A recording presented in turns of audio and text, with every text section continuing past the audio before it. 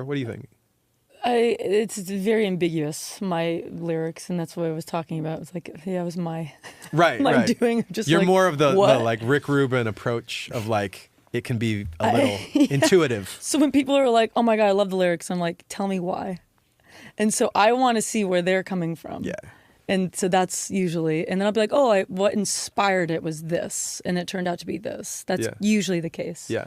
There's some songs where I'm like, yes, I had a full story from beginning to end, which I understand. And a lot was just like, this sounds cool, I'm going to put it in. Right. Yeah. But even the stuff that sounds cool, just it has a purpose to Absolutely. the overall, whether it's a story of the song or the story of the album. Like it serves some purpose. Yeah. Does something. I mean, I love that kind of. Hendrix, Chili Peppers, some of like Nirvana for sure. Some Bjork, Nirvana. Like, there's so many great examples of things that are like, first and foremost, it sounds cool. Yeah. The lyrics are a mystery. Yeah. Maybe even to the singer, but it sounds great. I want to sing it. I don't know what it means. Yeah. You know what these songs mean, though. Well, I know where they came from. Yeah. For me, Emptiness Machine is not about a person.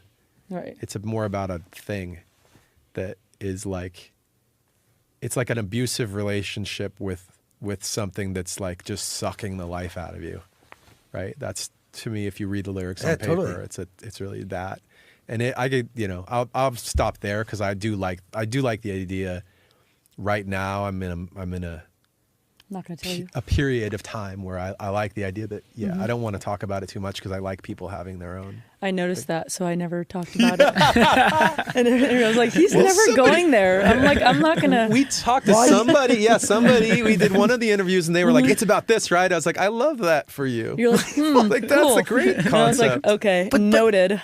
Art is meant to be up to the person, right? Like everything is different. It's based on like experience, perception, who I am as a human being, and hopefully like a song can find common ground and mutual understanding between the person listening to it and the human being who created it. Oh, this is as if you speak to musicians all the time and you know these core fundamental truths. No, but I think that's a true thing, what you said. 100%. And by the way, keeping it general and vague may be like what the universe beamed down to you and intended to come out. But in doing that, like, I should be so lucky. Makes it the most relatable. Do you not feel that in any way that like, people describe a flow state when they make music? Yeah. I'm of that like, at least right now, like I'm of that belief that like the song is going to happen whether it's you or somebody else. Yeah, someone will grab it. So if you miss it, somebody else might pick it up and be like, "Oh, I see the song." And then they put it out and it is, good, bad or indifferent. It is the song,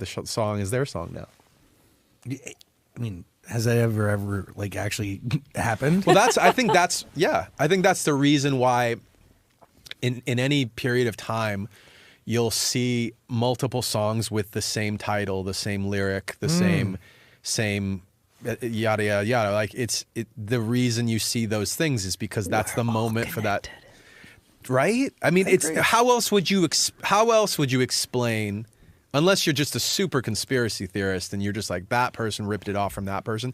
There are situations where a songwriter, like, there are connections between people. Oh, they had an idea, said it in the room.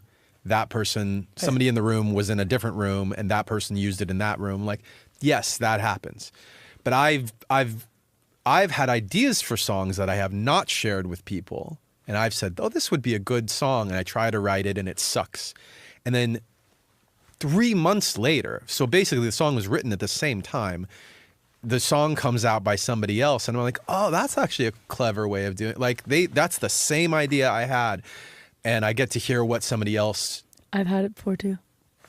There you go. But there is something to like you having that idea, but the idea not being meant for you. Yeah. Exactly. And that's very Zen of you. I actually agree with that.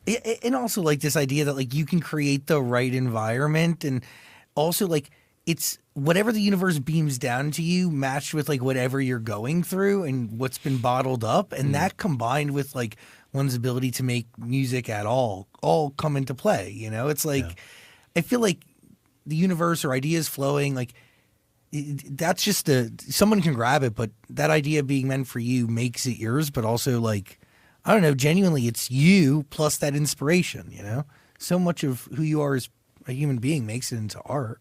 Even if you write from imagination. I also want to just say, like, M is very, like, she's, like, humble about her participation in taking those songs and, like, making them real. It's, you know, I get the idea that, like, okay, this song is written and I'm not going to embarrass you. I know this idea of, like, oh, yeah, the lyrics got written and I like them and I don't want to change them, and so I'm going to sing them the way they are. But kind of like what I was saying before, like, you could do it wrong, right? Like, I could have a really great song and I know it's great and everybody agrees it's great, and you give it to somebody and they sing it and they're a good singer, but then you listen to it and you're like, yeah, I don't get, it's not there. It's missing. Like, everybody's great, but the song is missing something. And that was not happening. The opposite was happening, where we're like, we know it's good. Then she sings it and we go, it's better. She didn't change a thing. She just sang it and it's better because she sounds amazing. And there's some emotional, intuitive, like, connection that happened when she delivered the thing. Can I take the opposite side of that? When you take songs like Faint or Paper Cut and then you look at Two-Faced or I'll Give You Everything I Have, I don't think anybody else could write and record those songs other than Linkin Park. Maybe. I don't know. Yeah, I agree. Right? Yeah. It's like, where like, I don't think... We do our best. Where do those songs come from? Because I don't think if you would have passed up on those songs that somebody else would have eventually grabbed them. But do you understand? Do you remember where you were at when you actually wrote them? Was there like? Do you feel like it was beamed down to you? Our process. You know how, like, a lot of people write, like, will write a song in a day. Like, that's a lot of, especially young people, start at whatever time, finish 8 hours later, and they've got a finished song.